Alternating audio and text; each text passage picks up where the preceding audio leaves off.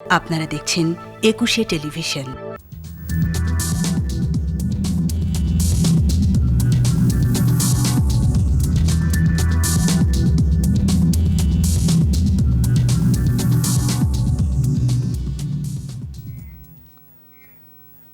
প্রিয় দর্শক, সবাইকে স্বাগত জানাচ্ছি ফেলি একুশে রাতের আজকের আলোচনা। আপনাদের সাথে আছে আমি রাজীব জামান। প্রিয় দর্শক, আপনারা জানেন সমসাময়িক বিষয়গুলি নিয়ে একুশে রাতে আমরা আলোচনা করার চেষ্টা করে থাকি এবং আমরা সকলেই জানি সরকারের পূর্ব ঘোষণা অনুযায়ী সর্বাত্মক লকডাউনের দ্বিতীয় দিনের মতো লকডাউন শেষ হয়েছে এবং আমরা দেখেছি প্রথম দিনের মতো দ্বিতীয় দিনও মোটামুটি একটি ভালো সাড়া আমরা পেয়েছি।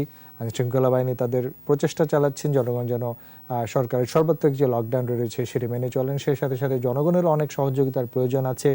সতর্কতার জায়গাটি অবশ্যই আমাদের বাড়াতে হবে এবং সেই সাথে সাথে সার্বিক আমাদের ব্যবসা বাণিজ্য, অর্থনীতি, শিল্প কারখানা সেগুলোও কিন্তু চালু রেখে আসলে সর্বাত্মক লকডাউন করারই চেষ্টা চালানো হচ্ছে। সেই জায়গাগুলো নিয়ে আমরা কথা বলবো এবং এই লকডাউনে লেনদেন এই জায়গাগুলো আসলে নিয়ে আজকে আমরা কথা বলার চেষ্টা করবো এবং এই বিষয়গুলো নিয়ে কথা বলার জন্য আমাদের সাথে বরাবরের মতো আজকেও সংযুক্ত আছেন ডক্টর তারেক হোসেন, আন্তর্জাতিক স্বাস্থ্য বিশেষজ্ঞ, এডিবি এবং উপদেষ্টা কোভিড-19 উপদেষ্টা কমিটি।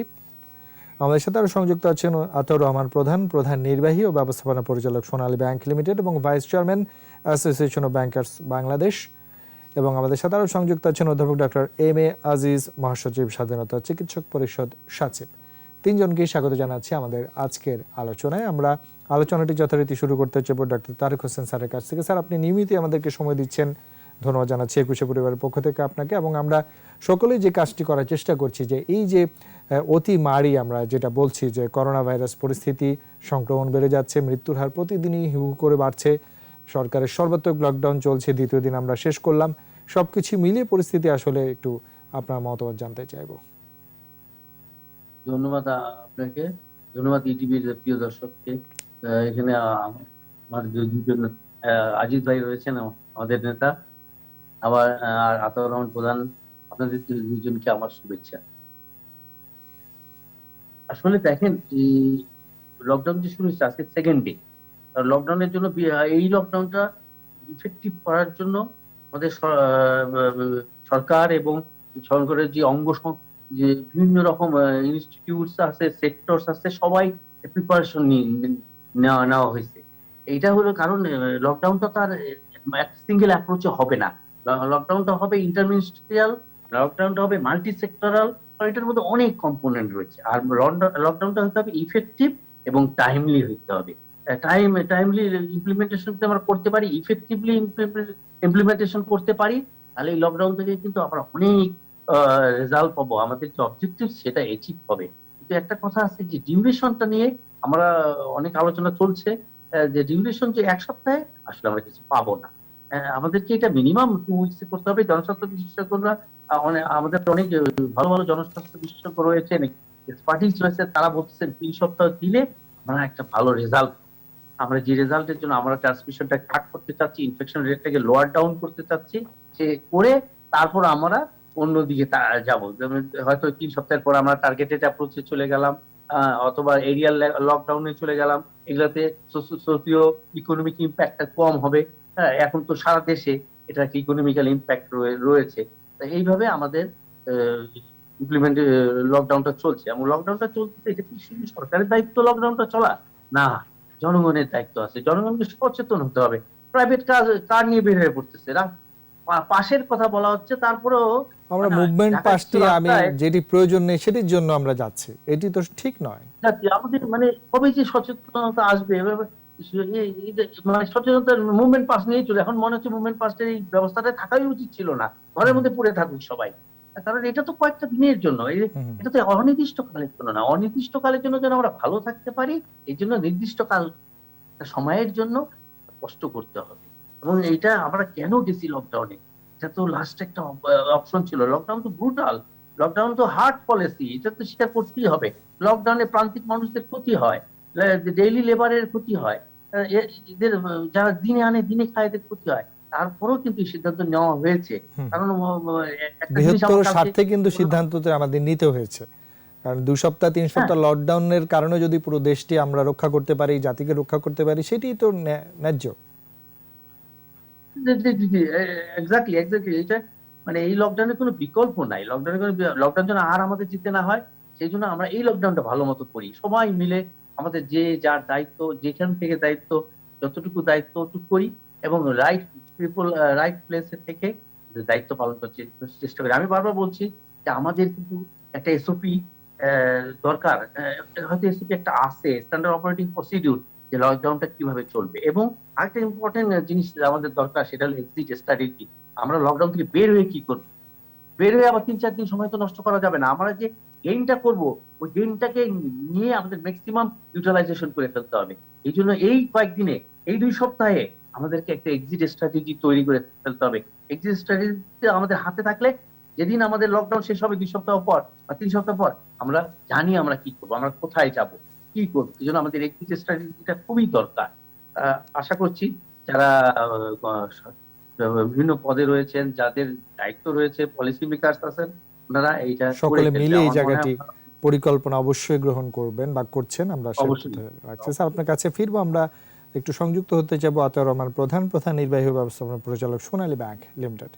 জনাব আতাউর রহমান, আমরা আসলে আলোচনা করছিলাম সর্বাত্মক লকডাউনের দ্বিতীয় দিন যে পরিস্থিতি আমরা স্যারের কাছ থেকে শুনছিলাম, এবং আমরা জানি যে আমাদের মতো উন্নয়নশীল দেশের একটি সীমাবদ্ধতা রয়েছে। সেখানে অনেকবারই আমাদের সিদ্ধান্ত বদলাতে হয়েছে, কারণ অর্থনীতি, জীবন সবকিছুকেই আসলে পাশাপাশি রেখে আমাদের এগোতে হচ্ছে।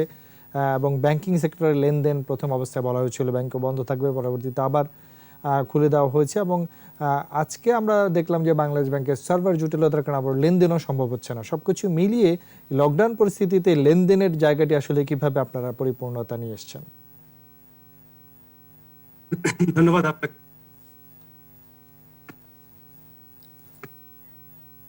আপনি যে কথাটা বলেছেন, তারপরের সাথে লকডাউনের ওইটা একটা টেকনিক্যাল প্রবলেম হয়েছে এবং এটা সার্ভার আপ হয়ে যাবে। এখন লো হয়েছে, এই জন্যই কিছু কিছু ক্ষেত্রে লেনদেন বন্ধ ছিল। এটা গত পরশু থেকেই এটা শুরু হয়েছে। বাই দিস টাইম আমার মনে হয় এই প্রবলেমটা সলভ হয়ে যাবে। এখন এই লকডাউনের বিষয় যেটা আপনি বলছিলেন, যে আসলে ব্যাংকগুলো খোলা রাখার পিছনে যে যুক্তিটা হলো যে আপামার মানুষ, তাদের তো একটা বিষয় আছেই, যে আর্থিক লেনদেনের বিষয় আছে। আর একটা হলো যে আন্তর্জাতিকভাবে কিন্তু আমাদের বাংলাদেশ লকডাউনে এসছে, কিন্তু আন্তর্জাতিকভাবে অন্যান্য দেশ হয়তো লকডাউনে আসেনি। কিন্তু আন্তর্জাতিক যে আমাদের বিজনেসগুলো আছে, এগুলোর পেমেন্ট করতে গেলে আমাদের কিছু কিছু জায়গা তো অবশ্যই সবগুলো ব্যাংকেরই কিছু কিছু ব্রাঞ্চকে খোলা রাখতে হয়। আমরা যেটা করেছি, যে লকডাউনকালীন সময়ে সরকারের যে নির্দেশনা, এই নির্দেশনার আলোকে যে শাখাগুলো খোলা রাখার কথা বলা হয়েছে, বিশেষ করে এডি ব্রাঞ্চ, যেগুলো ইন্টারন্যাশনাল বিজনেস করে, সেই ব্রাঞ্চগুলো, উপজেলার ব্রাঞ্চ সমূহ হয়তো সপ্তাহে 3 দিন খোলা রাখার কথা বলা হয়েছে। সিটি কর্পোরেশনের ঢাকা শহরের মধ্যে 2 কিলোমিটারের মধ্যে যে সমস্ত ব্রাঞ্চ আছে, তার মধ্যে একটা অ্যাটলিস্ট চালু রাখার জন্য খোলা রাখা হয়েছে। তো এই শাখাগুলোতে লেনদেনের জন্যই খোলা রাখা এবং আন্তর্জাতিক ব্যবসাগুলো যাতে সুষ্ঠুভাবে নির্বাহ করা হয়, সেই জন্য খোলা রাখা। এখন প্রশ্নটা হলো যে ব্যাংক খোলা রাখলে কি আমি আসবো? আমাদের ডাক্তার তারেক যেটা বলেছে, যে এটা হলো আমাদের জীবন মরণের প্রশ্ন। আমি যদি অদ্যাহারে থাকি, তবুও বেঁচে থাকলে তো কোনো সময় আহার করতে পারবো, কিন্তু এই সময় যদি আমি সামান্য কোনো কারণেই বাইরে আসি, দেখা যাচ্ছে যে অনেকেই ব্যাংক খোলার জন্যই, হয়তো গতবারের এক্সপেরিয়েন্স থেকে বলছি, যে একটা 200 টাকার চেক জমা দেওয়ার জন্য রাস্তায় বেরিয়ে পড়েছে, কি ব্যাংকে যাচ্ছি টাকা জমা দেওয়া, এবং হয়তো আইন শৃঙ্খলা যারা আছেন, দায়িত্বে আছেন, তারা যখন প্রশ্ন করছে তখন হেসেই বলছে যে যাচ্ছিলাম ব্যাংকে, যে টাকাটা জমা দিয়ে এসে আবার 2 দিন পরে টাকাটা তুলবো। এই যে ঝুঁকিটা নিচ্ছে, এটা কিন্তু একটা অসম্ভব রকমের বড় রকমের ঝুঁকি। আমরা মনে করি যে ব্যাংক খোলা রাখলেই যে গ্রাহকদের আসতে হবে তা না, এবং এই উপরকার লকডাউন কিন্তু অনেক আগের থেকে প্রচার হচ্ছিল। ফলে আমি আপনাকে একটা ডেটা দিই, যেটা হলো যে আমার গত 8 তারিখে যে টাকাটা উত্তোলন হয়েছে, আমি 1700 কোটি টাকা ক্যাশ উইথড্রল হয়েছে। এইটা আবার দেখলাম যে 11 তারিখে উইথড্রল হয়েছে 2100 কোটি টাকা। আর 13 তারিখে, যেদিন থেকে পরের দিন থেকে লকডাউন শুরু হবে, সেই দিনে আমার ক্যাশ উইথড্রল হয়েছে 3660 কোটি টাকা। তার মানে কি, যাদের টাকা আছে এবং যারা এই সিকিউরিটিটা চায় যে 1 সপ্তাহ 2 সপ্তাহের জন্য লকডাউন থাকবো, আমার অর্থের প্রয়োজন হতে পারে, তারা কিন্তু টাকা উইথড্র করেছে, একটা সেফটি নেট তৈরি করেছে। এর পরেও যদি কেউ ব্যাংকে আসে, তাদের মধ্য থেকে জাস্ট একটা উৎসাহ নিয়ে বা উৎসুক হয়ে তাহলে আমার মনে হয় এটা খুবই একটা খারাপ হবে, এবং যে কারণে সরকার লকডাউনটা দিতে বাধ্য হয়েছে সেইটার পারপাসটা সার্ভ হবে। আপনি যদি খেয়াল করি, আমি গত পরশুই টিভিতে দেখছিলাম, যেদিন লকডাউন হয় সেদিনেই এটা যদি একেবারে সাধারণ মানুষ রাস্তায় আসতো, ভিড় হতো, তাহলে একটা কথা ছিল যে না, তারা তাদের রিস্ক আছে, তারা গ্রামে যাচ্ছে হয়তো কোনো সিকিউরিটির কারণে। আপনি দেখবেন দৌলতদিয়া, পাটুরিয়া এই ঘাটগুলোতে ম্যাক্সিমামই হলো ছোট কার, মানে আমাদের কার এবং এবং মাইক্রোতে এই মানুষগুলোই কিন্তু এখন হয়তো গ্রামে যাচ্ছে, এখান থেকে ক্যারি করে নিয়ে যাচ্ছে গ্রামে, গ্রামে গিয়ে হয়তো ছড়িয়ে দিয়ে আসবে। এটা না গেলেও পারতো, না গেলেও আমরা পারতাম। এটা আমার মনে হয় সবারই স্বার্থে, দেশের স্বার্থে এবং নিজের পরিবারের স্বার্থে আমাদের সবারই একটু হলেও স্যাক্রিফাইস করে ঘরে থাকা দরকার। ব্যাংক খোলা থাকবে, ব্যাংকে যা প্রয়োজন আছে সেটা অবশ্যই তিনি আসবেন, সবগুলো সোশ্যাল ডিস্টেন্স মেনটেন করে, অন্যান্য সেফটি নেটগুলো তৈরি করে আসবেন। কিন্তু কথা হলো যে অকারণেই যেন আমরা উৎসুক হয়ে ব্যাংকে না আসি, এই বিষয়টা দেখা দরকার। 200 টাকা তুলতে। আতাউর রহমান সাহেব, আরেকটি বিষয় আমরা গতবার দেখেছিলাম যে এই সময়টাতে হয়তো বা ইউটিলিটি সার্ভিস যারা আমরা নেই, হয়তো বা বিদ্যুৎ, গ্যাস, কারেন্ট, সেটি জমা দিতে অনেকে আসতে হয়। সরকার যদি সেগুলোর যে আমাদের জরিমানা আছে সেটি যদি মওকুফ করে, তাহলে তো আমরা এই সময় আসতে হচ্ছে না, সেই জায়গাটাও আমরা ভাবছি কিনা? আচ্ছা, জরিমানার বিষয়টা এটা হতো সংস্থার বিষয়, যেটা তাতে এই দেওয়ার জন্য এখন আপনি ঘরে বসেই দিতে পারেন। আপনি এখন কিন্তু এই যে প্যান্ডামিক সিচুয়েশনের ব্যাংকগুলোর কিন্তু আইটি সেক্টরগুলো অনেকগুলো ডেভেলপ করেছে, যেটা হয়তো 5 বছরে হতো না, সেটা কিন্তু 1 বছরে হয়েছে। আপনি সোনালী ব্যাংকের কথাই বলি, আপনি ঘরে বসে এখন 5 মিনিটে অ্যাকাউন্ট করতে পারছেন, আপনাকে ব্যাংকে আসতে হচ্ছে না। আপনার ইউটিলিটি বিল আপনি বিভিন্ন অ্যাপসের মাধ্যমে আপনি ট্রান্সফার করতে পারছেন। আপনি ধরেন যে সোনালী ব্যাংকের কথাই যদি বলি, যে আপনার অ্যাকাউন্ট সোনালী ব্যাংকে আছে, আপনি পেমেন্ট করতে চান কি বলে আমাদের বিকাশের মাধ্যমে, এটাও কিন্তু এখন সম্ভব। আপনার সোনালী ব্যাংকের এখন অটো অ্যাপসে গিয়ে আপনি এটা ডেবিট করে বিকাশকে ক্রেডিট করে দিলেন, বিকাশকে হয়তো পেমেন্ট ইনস্ট্রাকশন দিলেন, সেইভাবে পেমেন্ট হলো, এটাও কিন্তু সম্ভব। বাংলাদেশে এখন প্রায় 11,000 এটিএম বুথ আছে বাংলাদেশের সবগুলো এরিয়ায় ছড়িয়ে ছিটিয়ে। আপনাকে ব্যাংকে আসার দরকার নেই, আপনার এটিএম কার্ড আছে, আপনি জাস্ট বের হয়ে আপনার ঘরের কাছে যে এটিএম আছে সেখান থেকে আপনি টাকা তুললেন, আপনি আপনার বিলগুলো দিলেন। জরিমানার বিষয়ে যদি এটাকে অব্যাহতি দেয় সেটা আলাদা কথা, ঘরে বসে থাকতে পরে দিলেন, এটা করতেই পারে, আমি মনে করি সংশ্লিষ্ট কর্তৃপক্ষ সেটা ভেবে দেখতে যদি পারে। দিতে হয়, ম্যান্ডেটরি হয়, তাহলে আপনি এইভাবে করতে পারেন। জি, আপনার কাছে আবারও আসবো। আমরা এবারে একটু সংযুক্ত ডক্টর এম এ আজিজ, মহাসচিব স্বাধীনতা চিকিৎসক পরিষদ। ডক্টর আজিজ, আপনার কাছ থেকে আমরা একটু আলোচনা শুনতে চাইবো যে আমরা জানি যে সর্বাত্মক লকডাউন চলছে, পূর্ব ঘোষণা অনুযায়ী এর আগেও লকডাউন ছিল, এবং সার্বিক যে চিকিৎসা ব্যবস্থাপনা, প্রতিদিনই রোগীর সংখ্যা বাড়ছে, মৃত্যুর সংখ্যা বাড়ছে, হাসপাতালের আইসিইউগুলো খালি নেই, প্রচণ্ড চাপ, সার্বিকভাবে ব্যবস্থাপনার জায়গাটি আসলে কেমন রয়েছে? ধন্যবাদ আপনাকে। দেখুন, এই মার্চের প্রথম থেকেই দিন দিনই সংক্রমণ বাড়ছে, হাসপাতালে রোগীর চাপ বাড়ছে, টেস্টিং সেন্টারগুলোতে রোগীর চাপ বাড়ছে, এবং সরকার সেই বিবেচনায় হাসপাতালগুলোতে শয্যা সংখ্যা বৃদ্ধি করছে, আইসিইউ, সিসু বেড বৃদ্ধি করছে।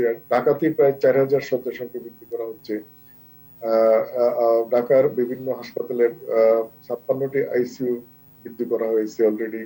ঢাকার যে উত্তর সিটি কর্পোরেশন যে ডিএনসিসি মার্কেট, সেখানে আপনারা জানেন প্রথম ঢেউয়ের সময় 1,000 বেডের একটা আইসোলেশন সেন্টার করা হয়েছিল, এবং এইটারই উপরে 2টা ফ্লোর আগে আমাদের চিকিৎসকদের কোভিড চিকিৎসার জন্য করতে বলা হয়েছিল, তখন আমরা সেটা যাই নাই, সেটা করে নাই।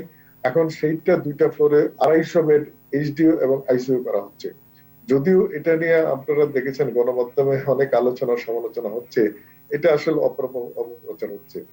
এই একই বিল্ডিং এ নিচের ফ্লোর গুলোতে আইসোলেশন বেড ছিল, আর 2টা ফ্লোরে এখন আইসিইউ যেহেতু খুব ডিমান্ড, সেই ডিমান্ডের প্রেক্ষাপটে এইচডিইউ আইসিইউ করা হচ্ছে, এবং এটা খুব 2-1 দিনের মধ্যে প্রায় শেষ হয়ে যাওয়ার পথে। সরকার এই বিল্ডিংটাই, এই মার্কেটটাকে একটা সরকারি হাসপাতালে রূপান্তরিত করার চেষ্টা করছে। আমাদের অন্যান্য অনেক দেশেও দেখেছি, আমি নিজে দেখেছি যে Mumbai city corporation medical college হাসপাতাল আছে। সুতরাং সরকার এটা হাসপাতালে রূপান্তরিত করার চেষ্টা করছে, এটা নিয়ে অনেক আলোচনা সমালোচনা। আমরা দেখেছি যে ফিল্ড হাসপাতাল, এই বসুন্ধরা ফিল্ড হাসপাতাল নিয়ে অনেক আলোচনা সমালোচনা। দেখেন বসুন্ধরা ফিল্ড হাসপাতাল গুলো কেন হয়? একটা মহামারী যুদ্ধের সময় ফিল্ড হাসপাতাল হয়, একটা সময় পরে এগুলা বন্ধ হয়ে যায়। এটা কিন্তু প্রাইভেট ডাক্তার পাবলিক আজিজ, আমার পার্টনারশিপ এখানে হয়েছে। একটি প্রশ্ন আছে। আমরা জানি হ্যাঁ এটি সাময়িক, কিন্তু আমরা তো জানতাম যে এই করোনা পরিস্থিতি শেষ হয়ে যায়নি, দ্বিতীয় ঢেউ আসতে পারে, তৃতীয় ঢেউ আসতে পারে, তাহলে আমরা সেটি কেন উঠিয়ে ফেলবো? দেখুন, আমি সেটাই বলছি। দেখুন, এই যে যখন করোনার 2.5% নিচে চলে আসলো, তখন সরকারি যে কোভিড ডেডিকেটেড হাসপাতাল সেগুলো বন্ধ করার গভর্নমেন্ট চিন্তা করছিল সাধারণ রোগীদের চিকিৎসার্থে, এবং অনেক প্রাইভেট হাসপাতাল যেগুলো কোভিডে ছিল সেগুলো কিন্তু বন্ধ করে দেওয়া হয়েছিল। আর এইটা এখানে একটা বিশাল খরচের ব্যাপার। 300-400 ডাক্তার নার্স কর্মরত আছে এখানে, অনেক মেশিন পত্র যেগুলো ছিল সেগুলো নষ্ট হচ্ছিল। আজকে সেগুলো বিভিন্ন হাসপাতালে দেওয়া হয়েছে বাংলাদেশের, এবং নার্স ডাক্তারদেরকে সরকারি হাসপাতাল আবার ফিরিয়ে নেওয়া হয়েছে। আজকে যদি এখন এই গত 7-8 মাস যদি এটা রাখতে হতো, তাহলে সরকার আরো হয়তো 100 কোটি টাকা ব্যয় হতো। সুতরাং কোনটা ভালো বলা মুশকিল, সমালোচনা করাই যায়, কিন্তু মানে সমালোচনা বুঝে শুনে আমাদের করা উচিত। তথ্যগুলো যদি গণমাধ্যম বা সকলে জানতো, তাহলে হয়তো এই সমালোচনা হতো না, সেটিও তো আপনি স্বীকার করতে হবে। সেটা গণমাধ্যম যখন একটা কিছু ধরবে, এটা সবকিছু জেনে বুঝেই করা উচিত। আমি যেটা বলতে চাচ্ছিলাম সেটাতে আসছি, যে এইগুলো হয় কি, এগুলো আলাপ আলোচনা যখন হয় তখন আসলে জনসাধারণের একটা ভীতির সঞ্চার হয় চিকিৎসা ব্যবস্থা সম্বন্ধে। সেটা চিকিৎসকরাও অনেকটা হতাশ হয়ে পড়ে কিংবা নেতিবাচক প্রভাব পড়ে। সেই প্রেক্ষাপটে আমরা বলছি যে এই যে সরকারের যে ব্যবস্থাপনা বৃদ্ধি করা হচ্ছে, এইটা কিন্তু একমাত্র সমাধান না এই কোভিড চিকিৎসার জন্য। আসলে আমাদের হাসপাতাল ব্যবস্থাপনা বৃদ্ধি করলে এটা সমাধান হবে না। এই ক্ষেত্রে সংক্রমণটা রোধ করতে হবে, সংক্রমণ প্রিভেন্ট করতে হবে, ট্রান্সমিশনটা প্রিভেন্ট করতে হবে। সেই প্রেক্ষাপটেই এই যে 13 দফার যে বিধি নিষেধ কর্মসূচি, এর আগে 7 দিনের লকডাউন কর্মসূচি ছিল, এটাই একমাত্র সমাধান। আমরা যদি জনসাধারণ এই কর্মসূচিটা মেনে চলে, এই 13 দফা দেখলে আপনি দেখবেন এই 13 দফা মেনে চললে আসলে সংক্রমণ বৃদ্ধি হওয়ার কোনো সুযোগই নেই। জনসাধারণ মুভমেন্ট কমাবে, সংক্রমণ কমে আসবে। জনসাধারণ মুভমেন্ট বাড়লে সংক্রমণও বাড়বে। সেই প্রেক্ষাপটে আমার মনে হয় সরকার যে উদ্যোগ নিয়েছে, আমরা দেখেছি মাননীয় প্রধানমন্ত্রী যে পরশুদিন যে সরকারি বেতার টিভি ভাষণে যেটা জাতির উদ্দেশ্যে ভাষণ দিয়েছেন পয়লা বৈশাখ উপলক্ষে, এবং সেখানে কোভিড কথা বলেছেন। আমরা দেখেছি যে বিগত দিনের মাননীয় প্রধানমন্ত্রীর যে অভিজ্ঞতা কোভিড নিয়ন্ত্রণে, ঠিক দ্বিতীয় ঢেউ উনি সেই বিবেচনায় 4টা মূল নীতি, সেই মূল নীতির উপর ভিত্তি করেই কিন্তু উনি মানে জনগণকে আশ্বস্ত করেছেন যে সরকারের ব্যয় বৃদ্ধি করা, মানে কর্মসৃজনকে প্রাধান্য দেওয়া, আর্থিক সহায়তা প্যাকেজ, সামাজিক সুরক্ষা বলয়ের আওতা বৃদ্ধি করা, মুদ্রা সরবরাহ বৃদ্ধি করা, এই 4 মূল নীতির উপর ভিত্তি করেই কিন্তু উনি দিক নির্দেশ দিয়েছেন। পল্লী অঞ্চলের জন্য 807 কোটি 65 লাখ টাকা অলরেডি ছাড় দিয়েছেন, ঈদ উল ফিতরের জন্য 672 কোটি টাকা দিয়েছেন, এবং অন্যান্য ভাতাগুলা, সামাজিক সুরক্ষা বলয়ের ভাতাগুলো বৃদ্ধি করছেন। সুতরাং আমার মনে হয় আমাদের সরকারের এবং রাজনৈতিক দলের ওনার যে রুলিং পার্টি বলেছেন জনগণের পাশে দাঁড়াইতে। আমার কেন মনে হয় যে এই যে সরকারের যে উদ্যোগ গুলা নিয়েছেন, জীবন জীবিকা এবং অর্থনৈতিক মন্দা মোকাবেলা লক্ষ্যে, অর্থনীতির চাকা সচল রাখার লক্ষ্যে সেই সার্বিক বিবেচনায় কিন্তু যে সিদ্ধান্ত নিয়েছেন 13 দফা, এই 13 দফা দল মত নির্বিশেষে সবাইকে আসলে মানতে হবে, এবং সেটা তাহলে আমরা আসলে কোভিড নিয়ন্ত্রণ সম্ভব এবং কোভিড নিয়ন্ত্রণ সফলতার দিকে আমরা যাব। জি, অধ্যাপক আজিজ, আপনাকে ধন্যবাদ। আমরা আবার একটু ডাক্তার তারেক হোসেন স্যারের কাছে আসবো। স্যার, এই যে আমরা বলছিলাম যে অবশ্যই আমরা যে অবস্থান দেখছি, সরকারের যে অবস্থান, অবশ্যই এটি আমাদের সকলেরই দায়িত্ব। আসলে সর্বাত্মক লকডাউন দেশের স্বার্থে, বৃহত্তর স্বার্থে, এবং এই যে আমাদের চিকিৎসা ব্যবস্থা, ডক্টর আজিজ বলছিলেন যে সরকারের অনেক হিসেব নিকেশ থাকে, এবং সেই জায়গাগুলো সার্বিক যে ব্যবস্থাপনা এখন রয়েছে সেটি আসলে আপনি কিভাবে দেখছেন? জি, ধন্যবাদ। আজিজ ভাই যেটা বলছে এটা ঠিকই। আসলে ধরেন কিছু জিনিস আছে যে আমরা এই প্যান্ডেমিক সময়, এমার্জেন্সির সময় এস্টাবলিশমেন্ট যখন আমরা বসাই, এটা অতটা হয়তো প্রপার প্রসেসের মধ্যে দিয়ে আসে না। কারণ একটা জিনিস, এটা যে হসপিটাল করেন আপনি, আপনাকে ফিজিবিলিটি স্টাডি করতে হয়। আপনি দেখতে চান যে ওখানে ক্যাচমেন্ট এরিয়া কোথায়, ক্যাচমেন্ট এরিয়া কত পপুলেশন আছে, এই তো বিভিন্ন দেখে আমরা হসপিটাল, এই ধরনের কাজগুলিতেই লাগে এমার্জেন্সি দ্রুত বসে দেওয়া হয়। আমরা আমি সুনামির দায়িত্বে ছিলাম জাতিসংঘে, আমরা ফিল্ড হসপিটাল বসাইছি, 3-4টা করে বসাইছি। জর্জাকার্তাতে বিশাল আর্থকুয়েক হয়েছিল, আমরা 72 ঘন্টার মধ্যে ফিল্ড হসপিটাল বসানো হয়েছে, কারণ ওখানে আমরা অর্থোপেডিক্স এ পুরো এমফাসিস দিচ্ছি, কারণ ওখানে অর্থোপেডিক্স বেশি, যখন আর্থকুয়েক হয় অর্থোপেডিক্স এর পেশেন্ট বেশি পাই। এই ধরনের কাজগুলি, তারপর আমাদের লাইবেরিয়াতে একই কাজ করেছি আমরা। এই ধরনের গুলি কি ঘটনা হয়েছে যে আপনি যেগুলো করবেন, করার পর কিন্তু আপনাকে এক জায়গায় জবাবদিহি করতে হয়। এই জবাবদিহির থেকে আপনি কিন্তু কখনোই রক্ষা পাবেন না। সেটা জাতিসংঘেও যদি আমরা করি, হ্যাঁ, at the end of the day আমাদেরকে জাস্টিফাইড করতে হবে যে আমি কেন এটা করলাম, আমি এটা কি কস্ট ইফেক্টিভ হয়েছে। এই জিনিসগুলি আমাদের উত্তর দিতে হয়। তো এইদিকে এই জন্য এই যে যেটা ইসে হচ্ছে আমাদের পূর্বাচলে, যে বসুন্ধরা। ওইটাতে খরচ হচ্ছে আমার মনে হয় হুম, হুম। ওটা বসুন্ধরায় 83 কোটি টাকা, 83 কোটি টাকা খরচ হয়েছে। কিন্তু এটা তো বিশাল বিশাল অনেক যন্ত্রপাতি, আমাদের এসেনশিয়াল যন্ত্রপাতি গুলি কেনা হয়েছিল, এবং এটার কিন্তু মাসিক 60 লাখ টাকা খরচ হচ্ছে এটাকে পালতে। 60 লাখ টাকা, ওই আজি ভাই বললো না যে প্রচুর খরচ, 60 লাখ টাকা বেতন টেতন দিতে হতো, অনেক রকম খরচ আছে, তারপর ইউটিলিটিস এর খরচ। তা এক পর্যায়ে শুনলাম যে রুগী ওখানে 500 রুগী হয় না। হুম। এই অবস্থায় এটাকে উঠিয়ে নেওয়া না, সেটি হয়েছে। ঠিক আছে। যাই যখন হোক, এটা হচ্ছে যখন আমরা উদ্বোধন করলাম, আমরা অনেক ঘটা করে করলাম, যখন আমি প্রয়োজন অবশ্যই সরাতে পারে, সেটি হয়তো বা জানলে এই ধরনের ভুল বোঝাবুঝি হয়তো বা জি, হতো আমি না। সেটাই আসতেছিলাম। কারণ এটা যখন উদ্বোধন হলো তখন বলা হলো যে আমরা খুব দ্রুত একটা হসপিটাল বসালাম, সারা পৃথিবীতে এত দ্রুত হসপিটাল বসানো যায় না, মোদী সাহেব বললেন। হ্যাঁ, এই ধরনের কথা বলে পরে যখন এটাকে আস্তে করে সরিয়ে ফেলা হলো, এটা মিললো কেউ না। জানলো না। এটা আমার কাছে মিলে নাই, আমি মিলে নাই। এবং এটা আমিও এটা খুব একটা ভালো অ্যাকসেপ্ট করি না যে এইটা এইভাবে কেন, যেটা জনগণকে কিন্তু জানাইতে হবে। এটা নট ক্লাসিফাইড ইনফরমেশন, আপনি ক্লাসিফাইড ইনফরমেশন নাই তো, এটা জনগণের জানার রাইট আছে।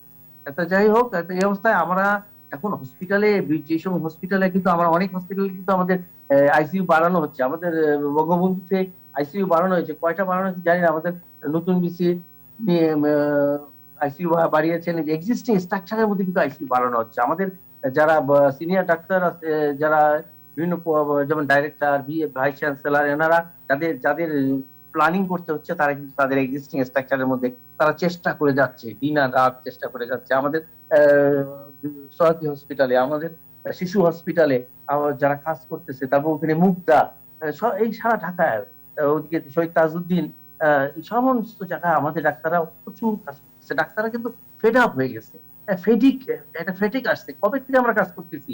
সেই যে মার্চ মাস থেকে আমাদের কিন্তু বিরাম নাই। তারপর আবার আমাদেরকে মৃত্যু হাতছানি দিয়ে ডাকতেছে। আমাদের ডাক্তাররা যে কত মারা গেছে, এবং এবার জি। আমাদের আরো মারা যাচ্ছে। আমার ছোট ভাই, আমার ময়মনসিংহ মেডিকেল কলেজের, আমার ঢাকা মেডিকেলের সলিমুল্লাহ, আমাদের ভাইরা মারা যাচ্ছে। এই যে একটা পরিস্থিতি, এই অবস্থায় আমাদের যে যে সার্ভিসটা দিচ্ছি, আমি মনে হয় সার্ভিসটা আমরা ভালো সার্ভিস দিচ্ছি। কারণ in the course of the process আমরা লার্ন করছি, কিন্তু আমরা মার্চ মাসে 2020 আর মার্চের 2021 কিন্তু এক না। আমরা লার্নিং বাই ডুইং, লার্নিং করছি আমরা কাজ করতে করতে, জি। করে আমরা কিন্তু অনেক অভিজ্ঞতা অর্জন করছি। এই অভিজ্ঞতাকে বেস করে ডাক্তার, নার্স ভাই বোনেরা, আমাদের প্যারামেডিক্যাল স্টাফ সবাই আমরা সার্ভিস দেওয়ার চেষ্টা করতেছি। কারণ রাজ ভাই বললো তো যে আমরা কিন্তু আসলে কি জানেন, হসপিটালে কি সবাইকে সার্ভিস দেওয়া সম্ভব? কিছুটা তো আপনার কোভিড হইলে যে আপনাকে হসপিটালে যাইতে হবে এমন তো কথা নেই। চলে যাচ্ছে, কিছু লোক চলে যাচ্ছে কোভিড হয়ে, রেজাল্টটা দেখে চলে যাচ্ছে। একটু সচেতন হওয়া, একটা বিবেক জাগা না হলে, ওখানে আমাদের সিরিয়াস রোগী আছে যাদের জীবন মরণ নিয়ে সমস্যা চলছে। রয়েছে। আপনি আপনার কোভিড হয়েছে, আপনি বাসায় থাকেন, আপনি ট্রিটমেন্ট করেন, এটা বারবার বলা হচ্ছে। আপনি দেখেন আপনার যখন অক্সিজেন যখন মাপেন, নিয়ন্ত্রণের বাইরে চলে যাবে, তখন আমি হাসপাতালে চিকিৎসা নেওয়ার চেষ্টা করব। এর আগ পর্যন্ত আমরা এটা সবাই জানে, কিন্তু এটা তো ইনফরমেশন, কিন্তু তারপরেও আমরা সেটি মানতে পারছি না। জি। সেটা এখন মানুষ ঘাবড়ায় যায়। জি। যাই হোক, জি স্যার, ধন্যবাদ আপনাকে। আমরা একটা ছোট্ট বিরতি নিতে চাই, তারপর আবার আলোচনায় ফিরে আসবো। প্রিয় দর্শক, ইভিল 21 রাতে একটি বিরতি নিচ্ছে, আমাদের সঙ্গেই থাকুন।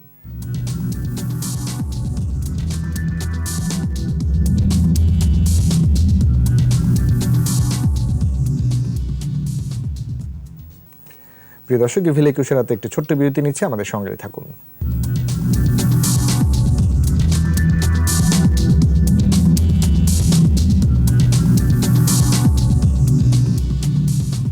প্রিয় দর্শক, আবারও সবাইকে স্বাগত জানাচ্ছি ইভিল 21 রাতের আজকের আলোচনা। আমরা বিরতির আগে আলোচনা করছিলাম সর্বত্র লকডাউনের, এবং সেই ক্ষেত্রে লকডাউনের লেনদেন, সার্বিক অবস্থান, এই জায়গাগুলো নিয়ে কথা বলছিলাম। আবারও আলোচনায় সংযুক্ত হতে চাইব আতাউর রহমান, প্রধান নির্বাহী ও ব্যবস্থাপনা পরিচালক, সোনালী ব্যাংক লিমিটেড।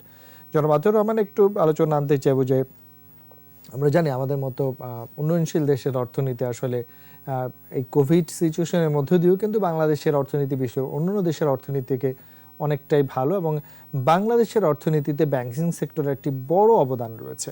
এবং এই যে সংকটটি আমরা পার করছি, আমরা জানি যে দেশের বৃহৎ শিল্পের পাশাপাশি ক্ষুদ্র মাঝারি শিল্পগুলো কিন্তু বেশ হোঁচট খাচ্ছে এবং এই যে লকডাউন, সম্পূর্ণ লকডাউন দেশের স্বার্থে সেটি আমাদের মানতেও হচ্ছে, আবার অর্থনীতির স্বার্থে সেটি ক্ষতিও হচ্ছে। এই জায়গাগুলো আসলে আমাদের পুষিয়ে নেওয়া, সরকারের অনেক সহযোগিতা রয়েছে, ব্যাংকিং সেক্টরের অনেক সহযোগিতা থাকে, এই জায়গাগুলো একটু আলোচনা শুনতে চাইবো। ধন্যবাদ আপনাকে।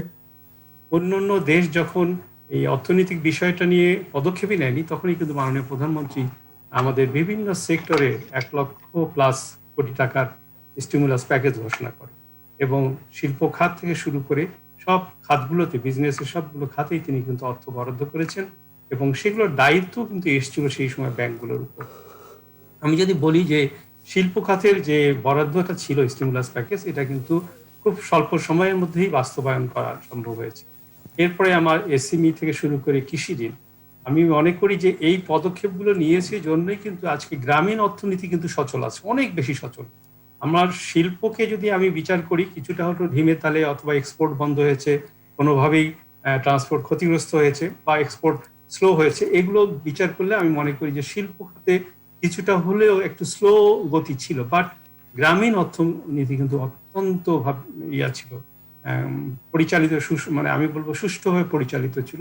ফলে আপনি দেখেন যে কৃষকের যেটা আমরা কৃষি ঋণ বলি, এই ঋণটা যথাসময়ে এবং সবাই প্রপারলি বিতরণ করতে পেরেছে জন্যই কিন্তু শস্য উৎপাদন কিন্তু বিঘ্নিত হয়নি কোনোভাবেই, কিন্তু আমাদের শস্য উৎপাদন বিঘ্নিত হয়নি জন্য কিন্তু দেশে খাদ্য সংকটটা তৈরি হয়নি।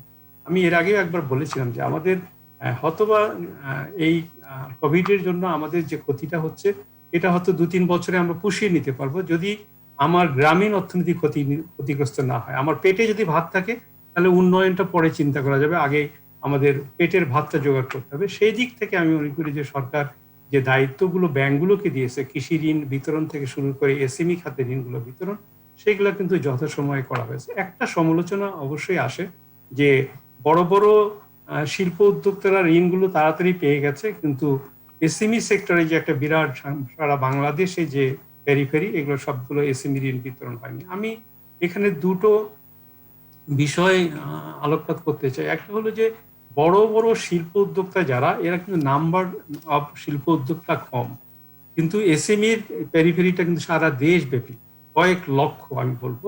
সেই দিক থেকে এই ক্ষুদ্র উদ্যোক্তাদের চেয়ে বড় বড় উদ্যোক্তাদের মধ্যে ঋণ বিতরণটা তাড়াতাড়ি হয়েছে। আর যদি এসএমইর কথা বলি, আমার এসএমইর যে উদ্যোক্তারা আছে, প্রথমে যারা ক্ষতিগ্রস্ত হয়েছে, আমি যদি একটু উদাহরণ দিয়ে বলি, ধরেন যে একটি পোলট্রি খাত ক্ষতিগ্রস্ত হয়েছে, তার একদিনে মুরগির বাচ্চা আর বিক্রি করতে পারেনি এই প্যান্ডামিকের কারণে, মানে তার পুরোটাই হয়তো ক্ষতিগ্রস্ত হয়েছে। পরবর্তীতে তখন যখন তাকে আমি নতুন করে ঋণ দিলাম, সে কিন্তু ঋণটা স্যাংশন পেয়েও চুপচাপ ছিল, ঋণটা নেবে কি নেবে না চিন্তা করছে। কেননা এই প্যান্ডামিকের সময় আবার যদি ওই বিজনেসটা আমি শুরু করি, তাহলে হয়তো বা আর এটা আমি ফিরে পাবো না, মূলধন ফিরে আসবো না। ফলে অনেক ঋণ স্যাংশন হয়েছে, মঞ্জুরি দেওয়া হয়েছে, অনেকেই অপেক্ষায় আছে যে প্যান্ডামিক সিচুয়েশনটা উত্তরণ হলে পরে হয়তো আমি ওই বিজনেসটা শুরু করলে আবার ফিরে আসতে পারবো। তো এই জায়গাগুলো আমি মনে করি যে অনেকেরই বুঝতেই হবে। সমালোচনা ডেফিনেটলি আছে এবং আমাদের ব্যাংকারদেরও কিছু সীমাবদ্ধতা তো অবশ্যই আছে, তবে সরকার প্রধান যে দায়িত্বগুলো ব্যাংকগুলোকে দিয়েছে, আমি মনে করি ব্যাংকগুলো আপ্রাণ চেষ্টা করছে এটা পুরোপুরিভাবে বাস্তবায়ন, এবং যে স্টিমুলাস প্যাকেজগুলো ঘোষণা করা হয়েছে, এটা এখন 95% অলরেডি কিন্তু বাস্তবায়ন হয়েছে। তো এটাই আমি বলবো যে ব্যাংকগুলো এই অর্থনীতির চাকাকে সচল রাখার জন্য তাদের উপর অর্পিত দায়িত্ব কাজ করে যাচ্ছে। আপনি দেখেন যে প্যান্ডামিকের কারণে সোনালী ব্যাংকের কথাই বলি যে আমার প্রায় 23 জন সহকর্মীকে আমি হারিয়েছি এবং প্রায় 2,500 সহকর্মী আমার এই রোগে আক্রান্ত হয়েছে এবং বিভিন্ন জায়গায় চিকিৎসা নিয়ে সুস্থ হয়েছে। এইরকম ব্যাংকাররাও কিন্তু অনেক ঝুঁকি নিয়ে, এই যে ডাক্তার ভাইরা যে ডাক্তাররা তো ডেফিনেটলি অসম্ভব ঝুঁকি নিয়েছে, ডাক্তার ব্যাংক পরিবার কোনটায় রেখেও কিন্তু ব্যাংকে কাজ করছে। আতাউর রহমান সাহেব, আরেকটি জায়গায় একটু আলোচনা শুনতে চাইবো যে যেহেতু এখন সর্বাত্মক লকডাউন, গণপরিবহন চলছে না, ব্যাংকিং সেক্টর সীমিত আকারেও চালু রাখার কথা বলা হয়েছে, পরিবহনের জায়গাটি সমস্যা হচ্ছে কিনা? আমরা গতকাল যেরকম দেখেছিলাম মুভমেন্ট পাসের একটি বাধ্যবাধকতা ছিল, আজকে কিন্তু আবার পুলিশ সদর দপ্তর বলেছে যে কোন কোন সেক্টরের লোকের মুভমেন্ট পাস না হলেও আইডি কার্ড দেখিয়ে তারা যাতায়াত করতে পারবেন। সেক্ষেত্রে আপনার ব্যাংকিং সেক্টরের লোকজনের এই সমস্যাটি হচ্ছে কিনা? ধন্যবাদ আপনাকে। আসলে এইটার অভিজ্ঞতাটা পূর্ব অভিজ্ঞতা সময় লকডাউন আমাদের সহকর্মীরা আমাদের কর্মীরা কেননা নির্দেশনা ছিল না, ফলে আইন শৃঙ্খলা বাহিনী বিভিন্ন ভাবে কিন্তু ব্যাংকারদেরকে প্রশ্ন করেছে, অনেক সময় ব্যাংকে আসতে পারেনি। এখন যিনি মতিঝিলে চাকরি করেন তিনি হয়তো দেখা গেল যে গাজীপুরে থাকেন, নারায়ণগঞ্জে থাকেন, সেখান থেকে আসবে কি করে? এই পরিবহনের বিষয়টি ক্লিয়ার না থাকাতে আমরাও পরিবহনগুলো দিতে পারিনি। ফলে তারা ব্যক্তিগতভাবে যখন আসতে গেছে নানা রকম হয়রানির শিকার হয়েছে। তবে এইবারই যে নির্দেশনাগুলো একেবারে অনেক ক্লিয়ার ছিল এবং আমাদের প্রত্যেকটা পরিবহনকে, আমাদের যে স্টাফ বাসগুলো আছে এটা এবার আমরা চালু রেখেছি, অন্য পরিবহনগুলো চালু রেখেছি এবং একই সাথে আজকে যেটা আপনি বলছেন পাস নেওয়ার বিষয়টি যেটা বলা হয়েছে, সেটা আজকে বেশ কিছু ঘোষণা এসছে, বেশ কিছু সেক্টরকে এই পাশের বাইরে রাখা হয়েছে। সেই ক্ষেত্রে সেখানে ডাক্তার থেকে শুরু করে আমার ব্যাংকাররাও আছে। এটা একটা ভালো খবর যে অ্যাটলিস্ট ব্যাংকারদের ব্যাংকে আসতেই হবে। আমি এর আগেই বলেছি যে নানা কারণেই ব্যাংকে আসতে হবে। যে ব্যাংকগুলো বন্ধ বলছি আমরা, সেখানেও অ্যাটলিস্ট 2 জন লোক আসতে হচ্ছে, কারণ অটোমেটিক ক্লিয়ারিং হাউসের চেকগুলো ক্লিয়ার করতে হলে অবশ্যই তাকে ব্যাংকে আসতে হবে। ফলে ব্যাংক যে একেবারে যে ব্রাঞ্চগুলো বন্ধ বলছি সেটাও বন্ধ না, কিন্তু সবগুলো ব্রাঞ্চেরই কোনো না কোনো অংশ খোলা থাকছে কাজ করার জন্য। তো ব্যাংকারদের আসতে গেলে যে পরিবহনের গতবারের যে অস্বচ্ছ একটি ছিল, সেখান থেকে কিন্তু এবার বেশ স্বচ্ছতা এসছে এবং আমরা চেষ্টা করছি আমাদের সকল সহকর্মীকে আমাদের নিজস্ব ট্রান্সপোর্ট দিয়ে ব্যাংকে আনা নেওয়ার বিষয়টি নিশ্চিত করছি। জি, ধন্যবাদ আপনাকে। আমরা এবার আবারও সংযুক্ত হব অধ্যাপক ডক্টর এম এ আজিজ, মহাসচিব স্বাধীনতা চিকিৎসক পরিষদ সচিব। জনাব আজিজ, একটু শেষ দিকে আলোচনায় চলে এসছে। আমাদের যে অবস্থান আমরা সকলেই জানি, আসলে অনেকটা বাধ্যই সরকারের এই সিদ্ধান্ত নিতে হয়েছে এবং এই দায়িত্ব শুধু সরকারের একার নয়, প্রত্যেকটি নাগরিকের। কারণ আমাকে নিজে যদি আমি সচেতন না হই, আমি যদি আরেকজনকে আক্রান্ত করি, আমার থেকে সমাজ আক্রান্ত হবে, জাতি আক্রান্ত হবে। রমজান রয়েছে, পবিত্র মাহে রমজান রয়েছে, আমরা দেখছি সবকিছু মিলিয়ে এই জায়গার সতর্কতা, সচেতনতা, এবং আমরা জানি যে করোনা ভাইরাসের ভ্যাকসিন প্রয়োগও চলছে, দ্বিতীয় ডোজ নিতে হচ্ছে সকালে, যখন আমরা সেটিও নেই। এই জায়গাগুলো একটু আলোচনা শুনতে চাইবো। ধন্যবাদ আপনাকে। দেখুন, আমাদের সার্বিক যে ব্যবস্থাপনা হাসপাতালগুলোতে আমাদের চিকিৎসকদের এবং তাদের এখন যে সক্ষমতা আছে এ নিয়ে আমরা হাসপাতালগুলোতে কাজ করে যাচ্ছে। পাশাপাশি দেখুন, এই যে জনগণের যে সচেতনতা, এটা আসলে মূল ইস্যু এখন আমাদের। জনগণ দেখেন গত 1 বছর ধরে এই কোভিড-19 নিয়ে প্রচারণা হচ্ছে, মানে টেলিভিশন খুললেই দেখা যায় এবং সবার কাছে হাতে এখন মোবাইল আছে, একদম আন্তর্জাতিক প্রেক্ষাপটে চলছে সেগুলো প্রচারণা। সেই জায়গাটায় জনগণের আশা করি এখন সচেতন হওয়া উচিত। আর এখন যেভাবে রোগীর সংখ্যা বাড়ছে, যদি আমাদের এই লকডাউন কর্মসূচি বাস্তবায়ন করা না যায়, তাহলে আসলে হাসপাতালগুলোর ভয়াবহ অবস্থা হবে এবং হাসপাতাল ভেঙে পড়ার সম্ভাবনা আছে। ব্যবস্থাপনা কত রোগী আসবে, কতজনকে ডাক্তার সাপোর্ট দেবে? ডাক্তাররাও হিমশিম খাচ্ছে এই কোভিড চিকিৎসা করতে যে। দেখুন, এই যে এর ভিতরে যে ভ্যাকসিনেশনের কথা যেটা বললেন, সরকার ভ্যাকসিনেশনে আমি বলবো বাংলাদেশের এই সাউথ ইস্ট এশিয়ানের মধ্যে প্রথম ভ্যাকসিনেশন কর্মসূচি এবং এটার যে ম্যানেজমেন্ট এ নিয়েও সফলতা আছে। সরকার ইতিমধ্যে দেখেন অক্সফোর্ড অ্যাস্ট্রাজেনেকার ভ্যাকসিন যেটা নিজেরা উপহার পেয়েছে এবং নিজেরা কিনেছে এবং সেটা চলছে। সামনের মাসে আমাদের কোভ্যাক্স থেকে 6,80,00,000 ভ্যাকসিন আসছে। সরকার এর বাইরেও আমাদের 12.5 কোটি লোকের ভ্যাকসিনের টার্গেট।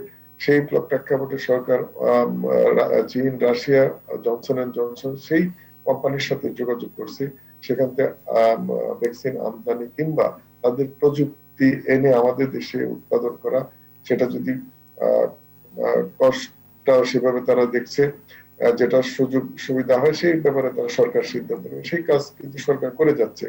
সুতরাং মাননীয় প্রধানমন্ত্রী সংসদেও ঘোষণা দিয়েছিলেন যে আমাদের অর্থনৈতিক সক্ষমতা আছে, সুতরাং আমাদের ভ্যাকসিন আনতে কোনো অসুবিধা হবে না। সুতরাং আমরা মনে করি জনসাধারণ এখন সরকারের যেহেতু আন্তরিকতা আছে, অর্থনৈতিক সক্ষমতা আছে, আন্তর্জাতিক যোগাযোগ এবং আমাদের দেশের গভর্নমেন্টের সাথে অন্যান্য যে কোনো দেশের ভালো সব মিলেই আমরা মনে করি যে সরকারের সেই আন্তরিকতার সুযোগটাও নেওয়া উচিত এবং আমাদেরও সার্বিক বিবেচনায় আমাদের সবাইকে আসলে ঘরে থাকতে হবে, স্বাস্থ্যবিধি মানতে হবে এবং এই 13 দফা নির্দেশনা মানতে হবে, তাহলে আসলে আমাদের এই কোভিড নিয়ন্ত্রণ করা সম্ভব। যদিও এই নিয়ে অনেক আলাপ আলোচনা আছে। দেখুন, এই যে এই লকডাউন নাকি 13 দফা বিধিনিষেধ, এই নিয়ে অনেক আলোচনা দেখে আমরা টকশোতে অনেকে করে। আসলে কি নামে ব্যাপার সেটা না, আসলে কি করব আমরা, কাজটা কি, সেটা গুরুত্বপূর্ণ। সেই ব্যাপারে আলোচনা না করে অনেকে বৈরী অনেক আলোচনা সমালোচনা করে। আমাদের অনেক রাজনৈতিক সংগঠন গুলো আছে, তারাও এগিয়ে আসছে না, তারাও সরকারকে কোঅপারেট করছে, তারাও জনগণকে বিভ্রান্ত করছে। দেখেন, এই যে লকডাউনের সময় উনি ব্যাংকার আছে, ব্যাংক এবং গার্মেন্টস শিল্প, এই নিয়েও কিন্তু আলোচনা সমালোচনা কেন খোলা হলো।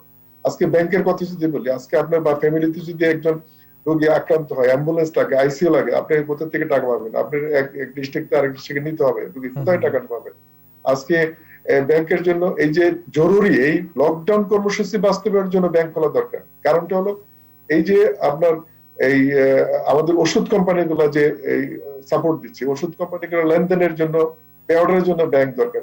আপনার ইমার্জেন্সি যে সমস্ত ভেহিকেল চালু আছে, পণ্য রপ্তানি করছে ইমার্জেন্সি, আপনার ওয়েল যেটা সাপ্লাই দিচ্ছে বিভিন্ন সেখানেও কিন্তু ওয়েল ইয়েটা খোলা লাগবে, মানে তেলের যে ডিপো গুলো আছে সেখানে তাদের ব্যাংকিং কাজ আছে। আর গার্মেন্টস শিল্পগুলো যদি বন্ধ করেন, তাহলে আমাদের হাসপাতাল ব্যবস্থাপনা পিপি থেকে আসবে, যারা তারা তো পিপি উৎপাদন করছে হাসপাতালের চিকিৎসা, ডাক্তারদের চিকিৎসার ক্ষেত্রে।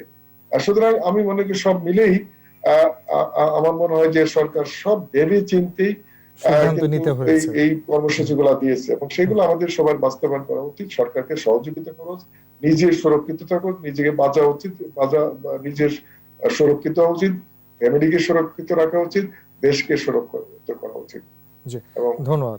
কোভিডে সফলতা আমরা সবাই কামনা করি। জি, আপনাকে অনেক ধন্যবাদ ডাক্তার তারেক হোসেন স্যার। আমরা শেষ দিকে চলে এসেছি, যাবার আগে আবারও যেটি আলোচনা জানতে চাইবো যে অবশ্যই সর্বাত্মক লকডাউন এটি জাতির বৃহত্তর স্বার্থে, আসলে অনেক সীমাবদ্ধতা রয়েছে, অনেক আলোচনা সমালোচনা থাকবেই, সবকিছু মিলিয়ে আসলে আমাদেরকে এগিয়ে যেতে হবে। তবে সচেতনতার কোনো বিকল্প নেই, আমাকে মাস্ক পরিধান করতে হবে, স্বাস্থ্য বিধিবিধিগুলো সঠিকভাবে মেনে চলতে হবে যতদূর আমরা পারি। আমরা জানি আমাদের মতো ছোট্ট দেশের সীমাবদ্ধতা অনেক আছে, কিন্তু আমরা তো ভালো করে দেখিয়েছি যে আমরা একটু সচেতন হলে বিশ্বের অন্যান্য অনেক দেশের তুলনায় বাংলাদেশ অনেক ভালো করতে পারে। সেই জায়গায় যাবার আগে যদি সবার উদ্দেশ্যে কিছু বলেন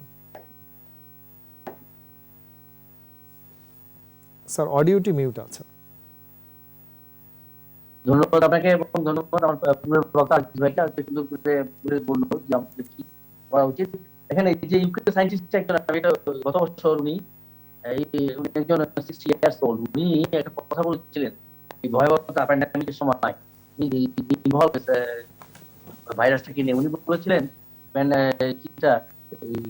লকডাউনটা ইংল্যান্ডে এবং ইউরোপের অনেক জায়গায় মানতেছিল না। উনি বলেছিল, যদি তোমরা জানো এই ভাইরাসটি কত ভয়াবহ, তবে তুমি তোমার বাড়ির দরজা না, জানলাও বন্ধ রাখবা, জানলায় পর্দা টাইনা রাখবা। এই যে কথা, কঠিন কথা, মানে দরজা বন্ধ থাকবে, জানলা বন্ধ থাকবে, জানলা আমি পর্দা দিয়ে রাখবো যেন ভাইরাসটা আমাকে বাইরে থেকে দেখতেও না পায়। উনি এটার ভয়াবহতা বুঝতে পেরেছেন, উনি ভাইরাসটা ডাইরেক্ট ডিল করছেন। তাহলে আমরা এখন এই অবস্থায় আছি। আমরা লকডাউন করে অ্যাক্রস দ্য ইউরোপ, এই যে ইম্পেরিয়াল কলেজ অফ লন্ডন জুনে একটা প্রতিবেদন দিচ্ছে, যেটাতে দেখা গেল আমার লকডাউন অ্যাক্রস দ্য ইউরোপ লকডাউনে 3 মিলিয়ন ডেথ প্রিভেন্ট করা হয়েছে। 3 মিলিয়ন, 3.2 এক্স্যাক্টলি, প্রিসাইসলি। এটা প্রমাণ আছে, এভিডেন্স আছে। আমার সায়েন্স তো এভিডেন্স বেসড, এটা তো কেউ কিছু বানাবে না।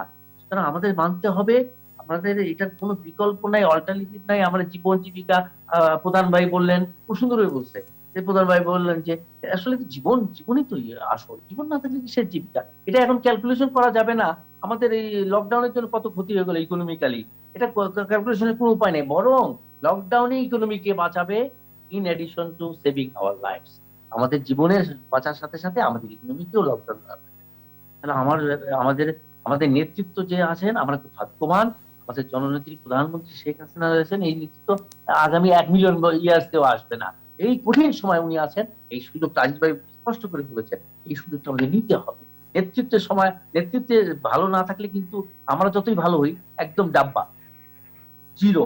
কিন্তু আমাদের নেতৃত্ব ভালো আছে, এখন আমরা সুশৃঙ্খল আচরণ করি, আমরা জেনুইন সিটিজেনের মতো আচরণ করি, আমরা আমাদের দেশকে যদি ভালোবাসি তাহলে লকডাউনটা পালন করি, লকডাউনটা জি। পালন করি, আমরা ইনশাল্লাহ আবার একটা স্বাভাবিক জীবন, নিউ নর্মালি বলেন আর যাই বলেন, পৌঁছাতে পারবো।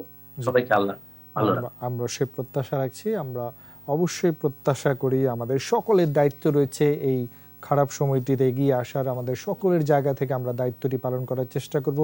একেবারে নেহাত প্রয়োজন না হলে ঘর থেকে বের হব না। নিত্য প্রয়োজনীয় দ্রব্যাদির যে সময় সরকার বেঁধে দিয়েছেন সেই সময়টা আমরা সবাই মেনে চলার চেষ্টা করব। আইনশৃঙ্খলা বাহিনীও আমাদের দেশেরই, আমাদের জন্যই কাজ করছেন। সকলেই আমরা যদি সুন্দর সুচারুভাবে এই লকডাউনটি মেনে চলি, আমাদের সকলের জন্যই সামনে একটি ভালো দিন অপেক্ষা করবে, সেই প্রত্যাশা রাখছি। সবাই মাস্ক পরিধান করবেন, ভালো থাকবেন। ধন্যবাদ ডাক্তার তারেক হোসেন, ধন্যবাদ আতর রহমান প্রধান, ধন্যবাদ অধ্যাপক ডক্টর এম আজিজ, তিনজনকেই অনেক ধন্যবাদ। দর্শক, এফএল 21 রাতের আজকের আলোচনা এখানে শেষ করছি। সবাই সুস্থ থাকবেন, স্বাস্থ্যবিধি মেনে চলবেন, মাস্ক পরিধান করবেন। ধন্যবাদ।